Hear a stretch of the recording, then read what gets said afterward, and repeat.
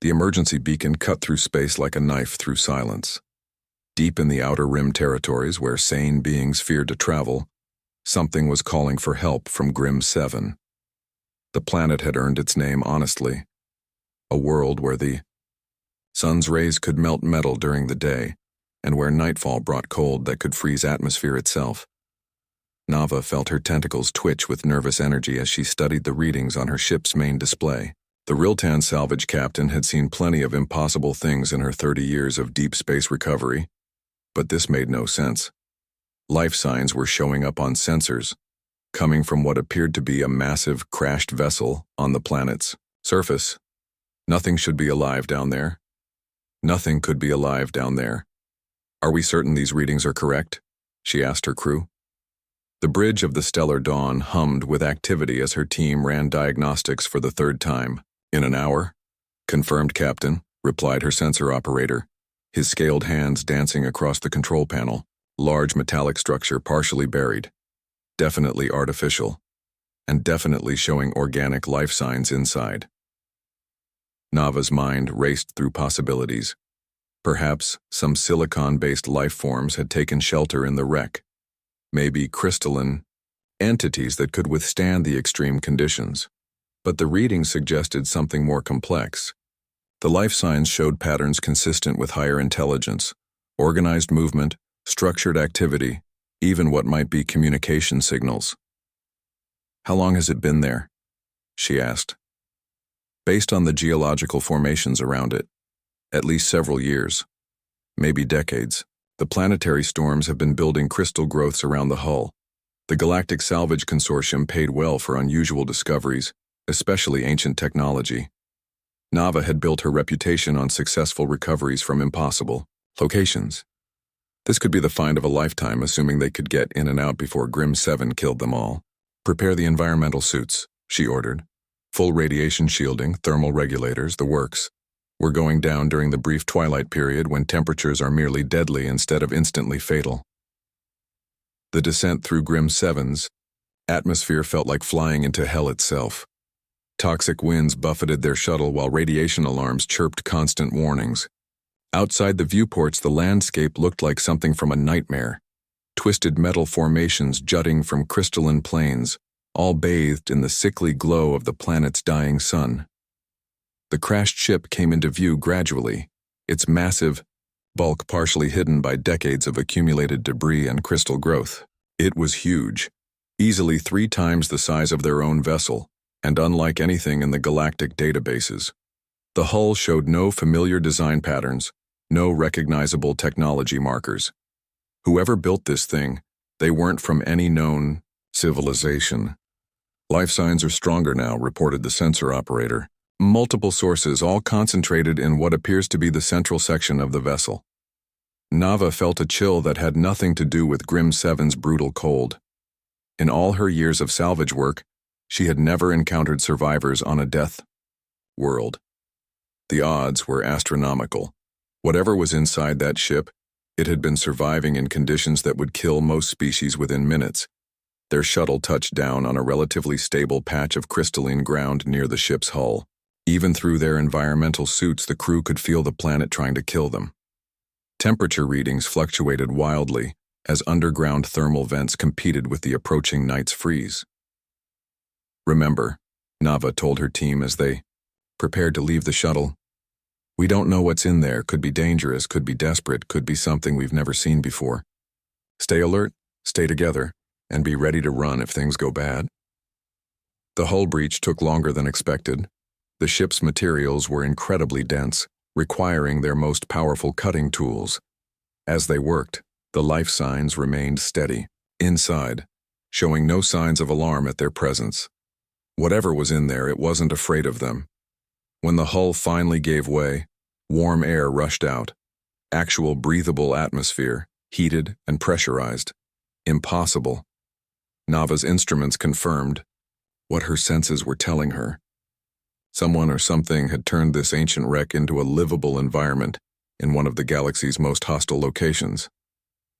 The team moved through a makeshift airlock into the ship's interior. Emergency lighting cast strange shadows on walls, that had been modified with unfamiliar technology. Cables and conduits ran everywhere, clearly added long after the original construction. Someone had been busy making this place habitable. They followed the life signs deeper into the ship, past compartments that had been converted into what looked like workshops and storage areas.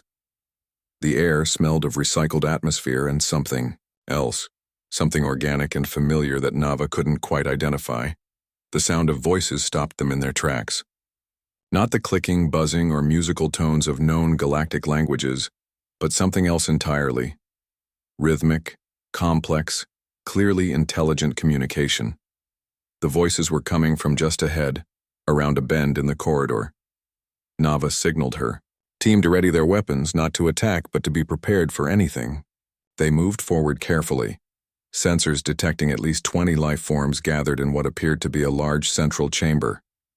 What they found when they rounded the corner defied every assumption about survival, biology, and the limits of intelligent life. The creatures were bipedal, roughly humanoid in shape with pale skin and hair in various colors. They were sitting around tables, eating what appeared to be food, engaged in casual conversation. One of them looked up and noticed the newcomers. "Oh, hey there," the creature said, standing up with a friendly gesture. "You folks look a little lost. Come on in, have a seat. Coffee's still hot if you want some." Nava's translator struggled with the language for a moment before settling on standard galactic. These beings, these impossible survivors, were greeting them like old friends dropping by for a visit. On a deathworld, in a crashed alien ship. After surviving for what must have been years in conditions that should have killed them within hours. "We're human," the creature continued with a smile that somehow managed to be both welcoming and completely insane given the circumstances. "Welcome to our little corner of paradise. Sorry about the mess. We weren't expecting company." The hot liquid they called coffee tasted nothing like anything Nava had ever experienced. It was bitter, stimulating, and somehow comforting, despite being served in what should have been a frozen tomb on the galaxy's most notorious death world.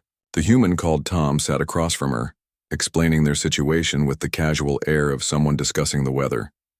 8 years now since we crash-landed, he said, taking a sip from his own cup. Our exploration ship hit this derelict during an emergency hyperspace exit. Bad calculations, worse luck. Our vessel was completely destroyed in the collision, but this old girl here saved our lives. Tom gestured around at the converted chamber that served as their main living area. What had once been a cargo hold now contained tables, chairs, sleeping areas, and equipment that hummed with quiet efficiency. The walls were lined with panels that clearly hadn't been part of the original design, human modifications that somehow worked better than they had any right to. "You have been surviving here for 8 years?" Nava asked, her voice carrying the disbelief that her translator couldn't quite hide.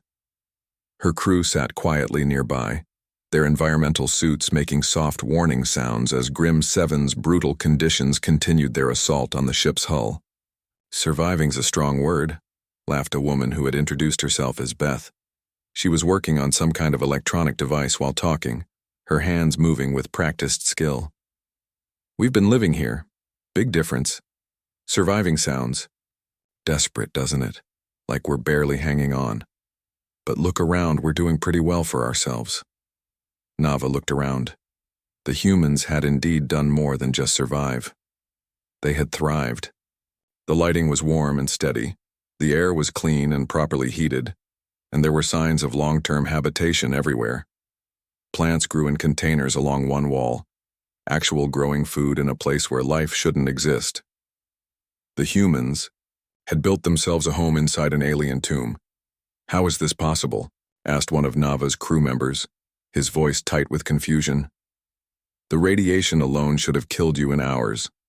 The temperature swings, the toxic atmosphere, the predators. We detected large hostile life forms on the surface during our descent." "Oh, you mean the crystal wolves," said another human, a man called Mike. "Yeah, they were a problem at first. Took us about 6 months to figure out how to deal with them. Turns out they're actually pretty smart once you learn to communicate with them properly. We've got 3 of them working as perimeter scouts now." The casual mention of domesticating deathworld predators sent a chill through Nava's crew that had nothing to do with the planet's climate. These beings spoke of taming the untamable with the same tone most people use to discuss gardening. But the environmental conditions, Nava pressed. Your species clearly evolved for much milder circumstances. How do you withstand the extremes? Tom stood up and walked to a control panel that had definitely not been part of the original alien ship. Human modifications were grafted onto ancient technology, creating hybrid systems that somehow functioned perfectly. The ship's environmental controls were pretty advanced, but they weren't designed for our biology, so we had to make some adjustments.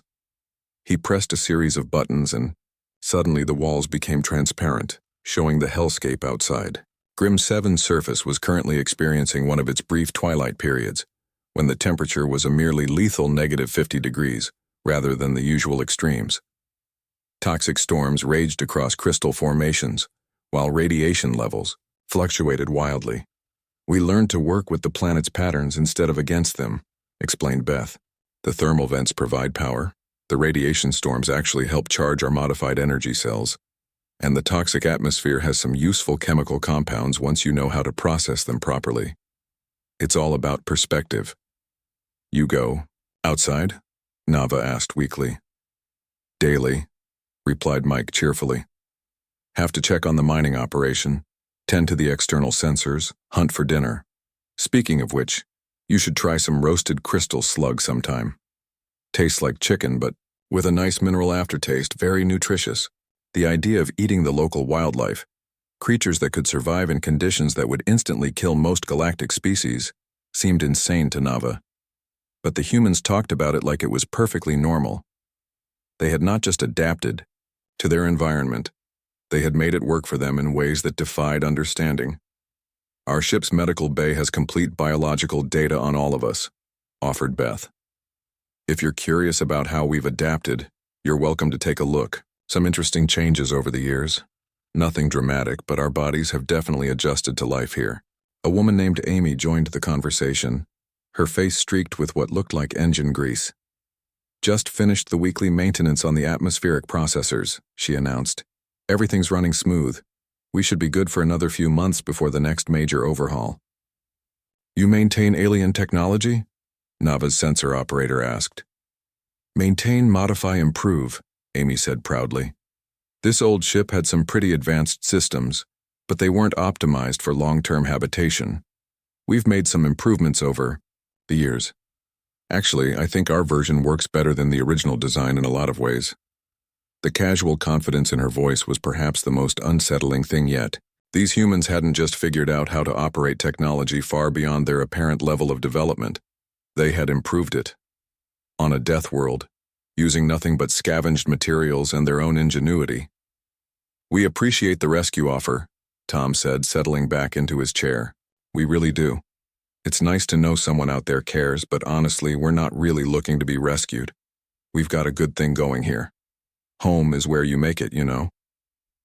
Nava stared at him. Home. They called this nightmare planet home. They had turned the galaxy's most feared death world into a place they wanted to stay. The implications were staggering. If humans could thrive here, what else might they be capable of? The tour began in what the humans called the engine room, though it bore little resemblance to any propulsion system Nava had ever seen.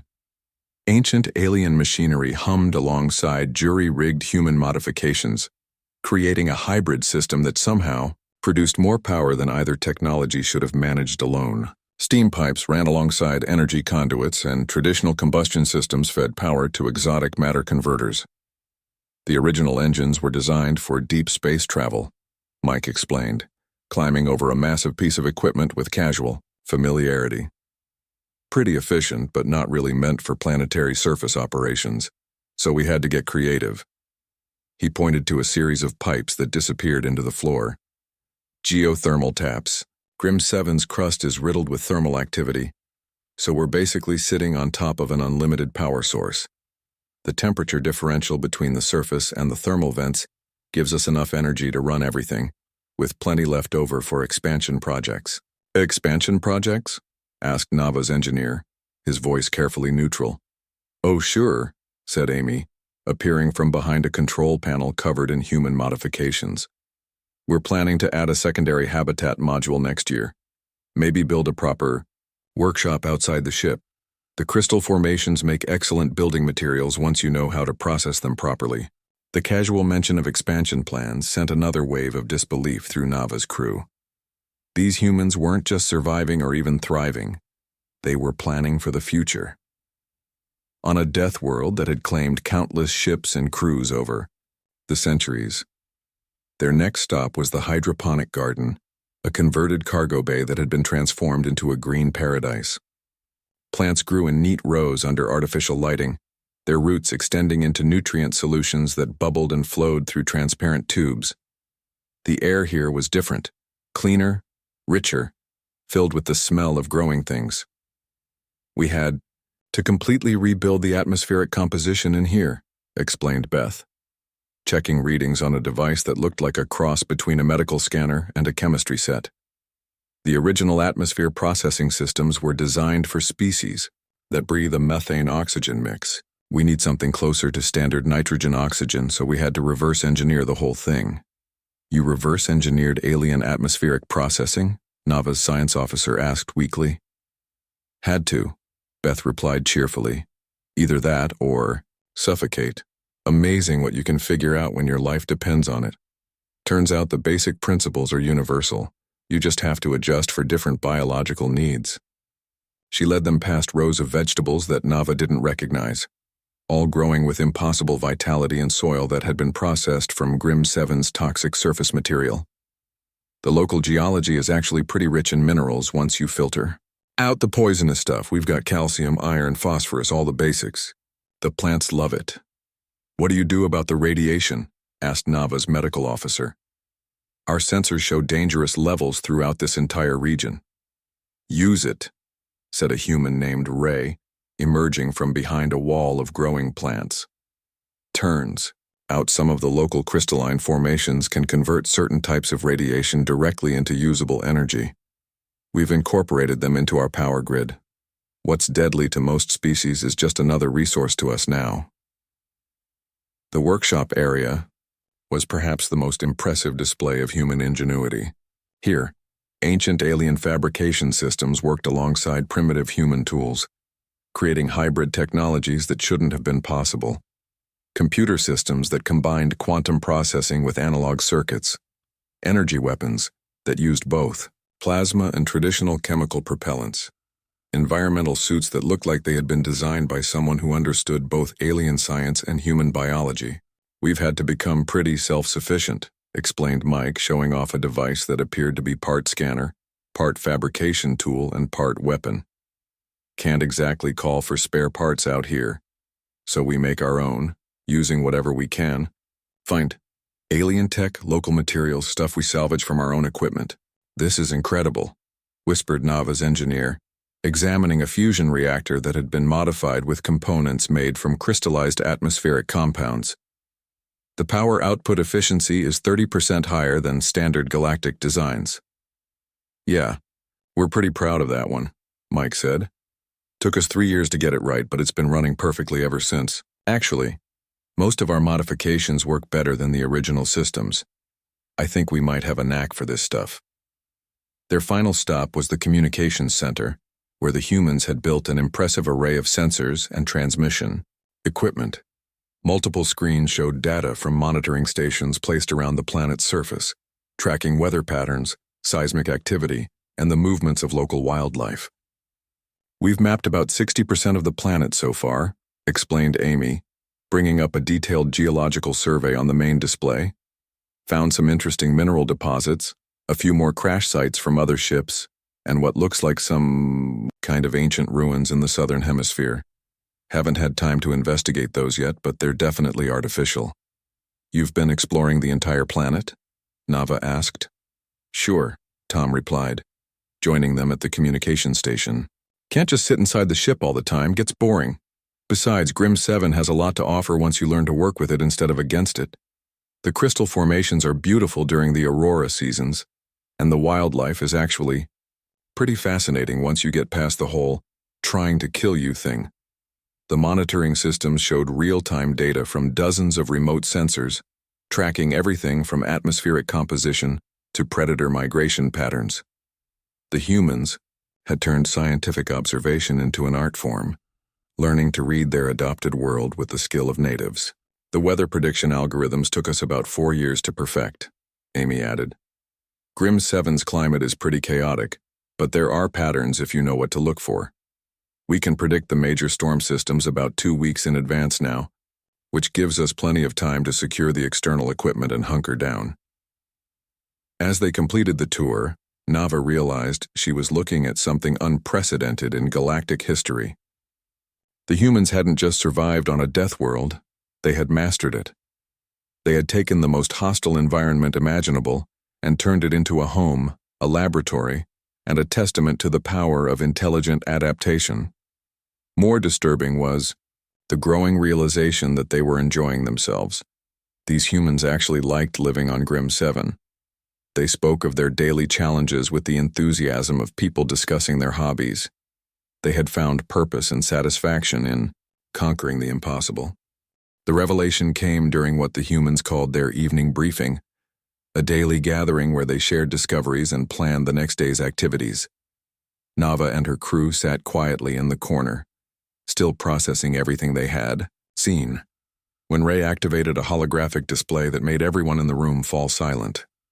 Ancient symbols filled the air above the table, rotating slowly in three-dimensional space. The writing was unlike anything in the galactic databases, yet it seemed familiar somehow, as if it represented something fundamental that all intelligent species might recognize. Below the symbols, translated text scrolled past in the humans' language. "We've been working on deciphering the ship's central computer for about 6 years now," Ray explained, his voice taking on the careful tone of someone sharing important news. "It's been a slow process because the data encryption is incredibly sophisticated, but we've been making steady progress." "What kind of ship is this?" asked Nava, though part of her already suspected the answer. "It belongs to the architects," Tom said quietly. "The species that built the gateway networks, the quantum beacons, the deep space monitoring stations. The ones who disappeared from the galaxy about 3 million years ago." The statement hit Nava's crew like a physical blow. The architects were legend, the mysterious ancient civilization that had left behind technological marvels scattered throughout the galaxy. Their ruins were studied by every major university, their artifacts were priceless beyond measure, and their disappearance remained one of the greatest unsolved mysteries in galactic history. "You're living inside an architect vessel?" Nava's archaeologist whispered. "Not just any vessel," Beth added, bringing up new displays that showed complex schematics and star charts. "This is a mobile research laboratory. The architects used ships like this to study extreme environments throughout the galaxy. They were looking for something specific." The holographic display shifted to show a vast star map with thousands of marked locations. Red dots indicated worlds that had been surveyed, yellow dots showed ongoing studies, and green dots marked planets of special interest. Grim 7 glowed bright green at the center of the display. "They were searching for a species," Ray continued. "Something they called the Inheritors, a race that could adapt to any environment, survive in any conditions, and continue to grow and learn no matter what challenges they faced." Amy pulled up another section of data, showing biological specifications that scrolled past too quickly for the aliens to follow. The architects had a very specific idea of what these inheritors would look like, not physically but in terms of capabilities. Extreme adaptability, rapid learning, the ability to find solutions under pressure, and most importantly, the drive to keep pushing forward even when logic says to give up. "They never found them," Tom said. "The architects searched for millions of years, surveying thousands of worlds, studying hundreds of species. They found plenty of intelligent life, but nothing that met their criteria. Eventually, they just disappeared. Most scholars think they transcended to a higher plane of existence or something like that." "But that's not what happened," Beth said, bringing up the final set of data. "They didn't disappear, they left. The architects realized they had been looking in the wrong places, using the wrong methods. They couldn't find the inheritors because the inheritors didn't exist yet. Evolution takes time and the right conditions. So they left behind monitoring systems like this ship to watch and wait. The implications slowly dawned on Nava. You think you are these inheritors? The ship thinks we are, Ray replied. About 3 years ago, the central AI started reactivating dormant systems. At first we thought it was just responding to our presence, maybe some kind of automatic security protocol, but it was more than that. It was studying us, learning from us, adapting its systems to better serve our needs. As if summoned by the conversation, new displays activated around the room. The ship's AI spoke in a voice that seemed to come from everywhere at once, translated into perfect standard galactic by systems that shouldn't have been able to make such distinctions. Subjects demonstrate all primary characteristics of theoretical inheritor species, the AI announced. Adaptation rate exceeds projections by 400%. Problem-solving capabilities show exponential improvement under stress conditions. Most significantly, subjects show no inclination to seek easier circumstances when offered alternative solutions. It's been testing us, Amy explained. Every system failure, every environmental challenge, every problem we've had to solve, the ship has been watching, measuring our responses. It's been determining whether we're what the architects were looking for. And we passed, Mike added with pride. Not just passed, but exceeded expectations. The ship says we're the most promising candidates it's encountered in 3 million years of automated observation. The AI continued its analysis, displaying biometric data that showed how the humans had physically adapted to Grim 7's extreme conditions. Their bone density had increased, their cardiovascular systems had become more efficient, and their neural activity showed patterns associated with enhanced problem-solving abilities. Subjects have exceeded survival parameters for hostile environment by factor of 800, the AI reported. Technological integration successful beyond projected outcomes. Cultural stability maintained despite extreme isolation stress. Recommendation: full access to architect archives granted. New sections of the ship suddenly came online, their locations appearing on schematic displays as previously sealed areas opened their doors. The humans looked at each other with excitement, clearly realizing they had just been given access to knowledge that could revolutionize galactic civilization. There are dozens of these ships scattered throughout the galaxy, Tom explained to Nava's stunned crew.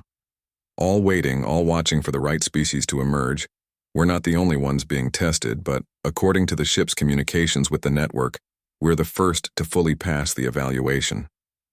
What does that mean? Asked Nava. It means the real test is just beginning, Beth replied.